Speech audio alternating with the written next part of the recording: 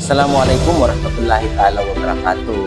Bihaon, ansiran tayo hambuk pangasubo, hisir ka atawa kahimam ka ini, in pangasubo niya, bihay ni, sa nakasyamal pangutaran siya. Inagin niya, Assalamualaikum Sir Jums, LPT ako, suwa, 36 na umul ko.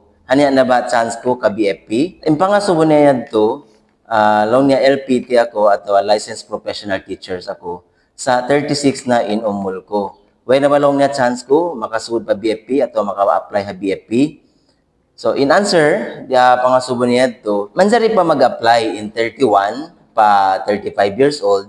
So, magawa, mag-secure na kita muna waiver, yung pagtagon nila age waiver. How na ini kita mag-apply muna ha National Commission on Muslim Filipinos, pag-ubos submit ta in waiver ini, ding ha NCNF, madto pa Bureau of Fire Protections. Then, ha Bureau of Fire Protections, magdilan sila certifications na inikaw, manjari na mag-apply ha Bureau of Fire Protections ha pangumulan mo 31 to 35 years old. So, ha pangasubo sir yad to, pasasin 36 years old na siya, nung manjari pa ba siya mag-apply ha Bureau of Fire Protections.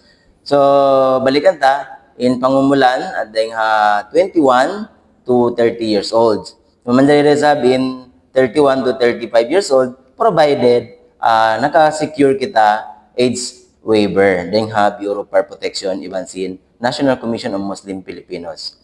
So inshallah kiansiran ta in hambuk pangasubo sin hambuk tay mangod didto bangong pa mga pangasubo mabaya niyo i-clarify manjari niyo hadya i-type doon ha comment section in pangasubo niyo. So yan in pangasubo mo in 1 minute ansiran ko.